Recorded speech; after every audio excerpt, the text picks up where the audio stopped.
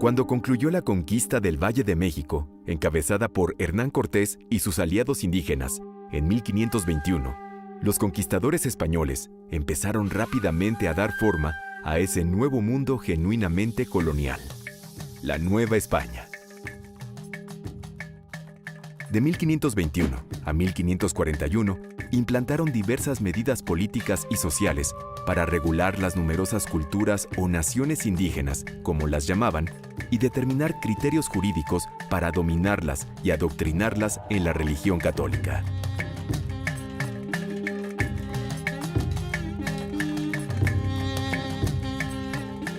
Aunque los pueblos nativos fueron reconocidos como vasallos libres del monarca español, con derechos para formar sus gobiernos locales y poseer tierras comunitarias, las llamadas Leyes de Indias de 1541 los sujetaban a la tutela y protección de los españoles.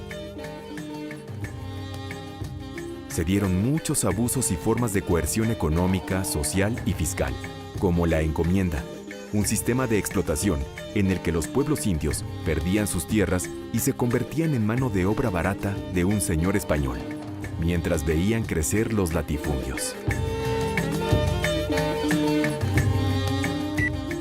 Este abuso desmedido provocó muchas formas de descontento social en las comunidades indígenas a lo largo de los siglos XVI, XVII y XVIII, y el desarrollo de múltiples formas de resistencia en distintas y muy amplias zonas, desde revueltas hasta insurrecciones en gran escala, que en algunos casos tardarían varios decenios en poder ser sofocadas o eliminadas, según apunta el historiador Carlos Rubén Ruiz Medrano.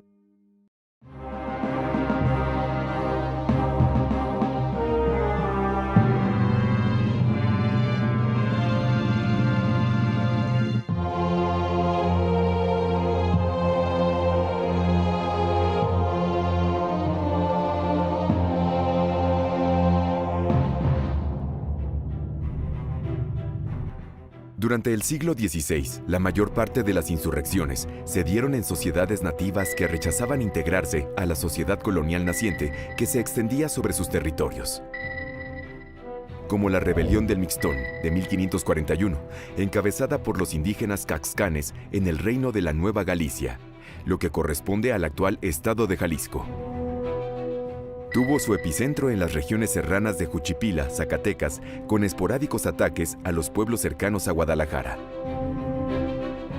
En esta gran insurrección participaron la mayor parte de los caxcanes de la región, cansados de los abusos cotidianos de los encomenderos de Nueva Galicia y de los intentos violentos de los frailes por erradicar la religión prehispánica, que seguía latente entre las comunidades indias. Bajo la guía de Tenamaxtle, el cacique de Nochistlán, los caxcanes realizaron múltiples ataques y amenazaron seriamente toda Nueva Galicia. Pero frente a la ofensiva española, se tuvieron que refugiar en la Sierra del Mixtón. Como esta rebelión parecía extenderse en todo el territorio, los hispanos emplearon su mayor fuerza militar, junto con sus aliados indígenas, para derrotar a los sublevados en el Peñón del Mixtón, batalla en la que murió el conquistador Pedro de Alvarado. La Guerra del Mixtón todavía se recuerda con la danza de los tastuanes en los municipios de Juchipila, Jalpa, Moyagua y Apozol en Zacatecas.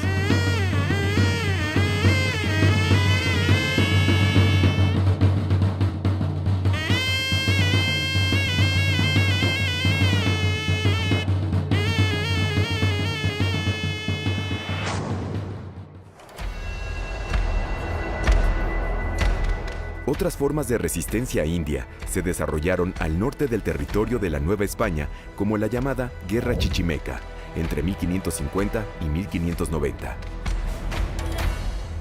Fue una lucha más incierta, parecida a una guerra de guerrillas, en la que pequeñas bandas de indígenas, agrupados bajo el nombre de chichimecas, atacaban las rutas que cruzaban el norte de la Nueva España. Aquellos grupos nómadas y seminómadas asaltaban estancias de ganado, ranchos y a los colonos en general, lo que puso en serio peligro la economía de la Nueva España. Solo en 1561, estos ataques provocaron más de 200 muertos, entre indígenas aliados, españoles, negros y mulatos. Las autoridades españolas pacificaron a estos grupos con una política de alianzas con los caciques chichimecas y la entrega de regalos y otros insumos. A fines del siglo XVI, los chichimecas fueron desintegrados como entidad étnica.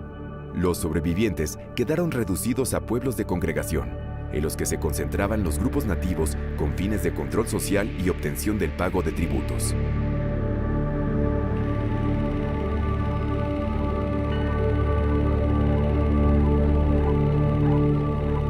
En las cercanías de la ciudad de Oaxaca, allá por 1550, los zapotecos también se alzaron para expulsar a los españoles de sus territorios.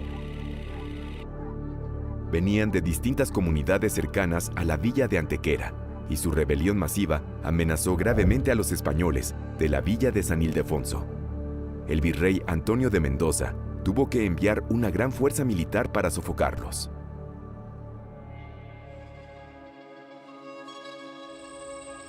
Otra importante rebelión indígena se había dado 4 años antes, en 1546, en la región oriental de la península de Yucatán, como reacción a las vejaciones de los encomenderos y a los intentos de los frailes de erradicar los cultos prehispánicos.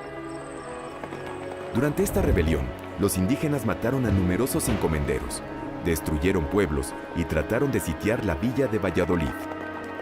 Pero los hispanos de la cercana ciudad de Mérida enviaron diversos refuerzos militares a la zona y lograron vencer a los mayas en una dura batalla.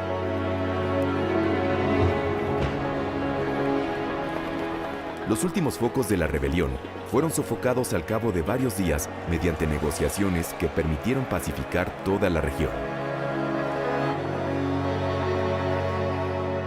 En el siglo XVII, la Nueva España seguía en expansión. Alcanzó alguna estabilidad social y política e incorporó nuevos territorios y naciones indígenas a su órbita, que ya llegaba hasta el actual Nuevo México, en lo que hoy es Estados Unidos, y a Florida y California. Una de las primeras insurrecciones de ese siglo fue la rebelión de los Acaxes, que se dio entre 1601 y 1602 en la Sierra Madre Occidental, en los actuales estados de Sonora y Durango. Los españoles tenían sometidos a los Acaxes a un régimen de esclavitud, al trabajo forzado en las minas de oro y plata. También congregaban a buena parte de ellos de manera forzada en distintos pueblos de misión establecidos por los frailes franciscanos. Un grupo de 50 Acaxes se fugaron en 1601 del asentamiento minero de Topia e iniciaron esta revuelta que se extendió rápidamente y logró integrar a cerca de 5,000 guerreros con el fin de exterminar a los colonos españoles, a los indígenas cristianizados y quemar las iglesias. Los Acaxes destruyeron el Real de Minas de Topia, cerca de las misiones de San Pablo y San Pedro, y mataron a buena parte de los habitantes de los pueblos de las Vírgenes y San Andrés. Sus ataques se prolongaron por varios meses, hasta que el gobernador de Durango despachó una numerosa fuerza militar que derrotó a los rebeldes, concentrados en el Peñón de Pozpa, lo que entrañó la destrucción de esta etnia. Otra de las grandes rebeliones indígenas del siglo XVII fue la de los indios de Nuevo México en 1680, que culminó con la expulsión de los españoles de sus territorios por más de 10 años. Los habitantes indios de la región eran explotados y se los concentraba en numerosos pueblos de congregación y encomienda. Popé, un líder religioso de la etnia Tegua, inició esta revuelta hacia 1680, con el apoyo de otros grupos tribales. Los insurrectos saquearon y destruyeron numerosos asentamientos españoles y para agosto de 1680 habían eliminado a la mayor parte de los hispanos en casi toda el área. Los supervivientes e indios aliados quedaron sitiados ahí hasta que el gobernador Antonio de Otermín decidió que abandonaran la provincia. 12 años después, en 1692, el capitán Diego de Vargas, al mando de tropas españolas y aliados, reocupó por la fuerza y de manera sangrienta la región. Y aunque los indios se alzaron de nuevo en 1700, la mayor parte del territorio quedó pacificado.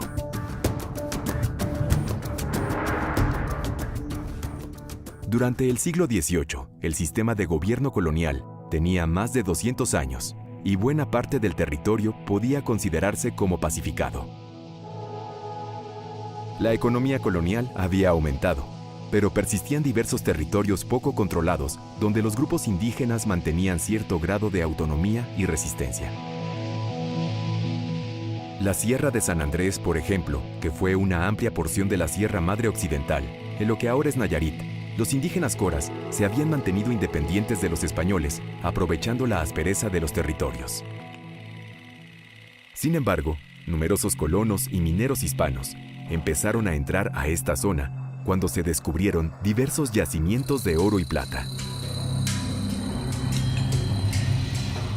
Las autoridades españolas enviaron diversas expediciones militares a la zona, que redujeron a algunos grupos coras, pero la mayor parte de ellos resistieron en uno de sus lugares de culto más famosos y venerados, la meseta o Mesa del Tonati, santuario en el que resguardaban una momia de su antiguo líder Tonati o el Sol. Santiago de Rioja y Castillo, capitán de caballería de esa provincia, tomó el santuario y quemó la momia. Y aunque la resistencia de los coras se mantuvo con diversos altibajos a lo largo del siglo XVIII, la destrucción de su santuario fue determinante para lograr conquistar su territorio.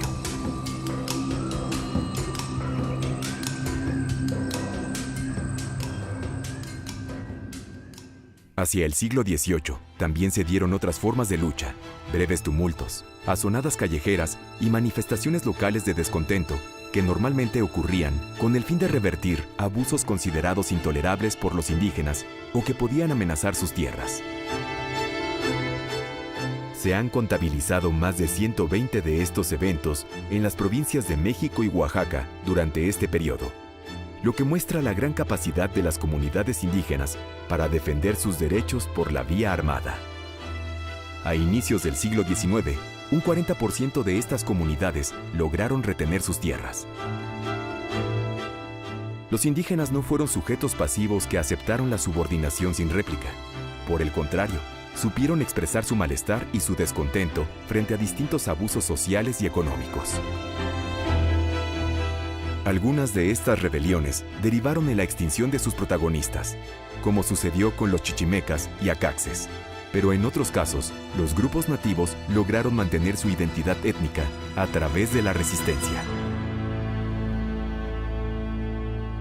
Me parece que el estudio y el análisis de la resistencia y la transgresión en el mundo colonial o hispano por parte de las comunidades indias, ya sean comunidades que estaban en proceso de subordinación o comunidades que estaban plenamente asimiladas, nos brindan una óptica cualitativamente diferente para entender este orden colonial y la manera en que las comunidades también se pudieron incorporar al mismo, negociando sus espacios de poder con las propias autoridades coloniales.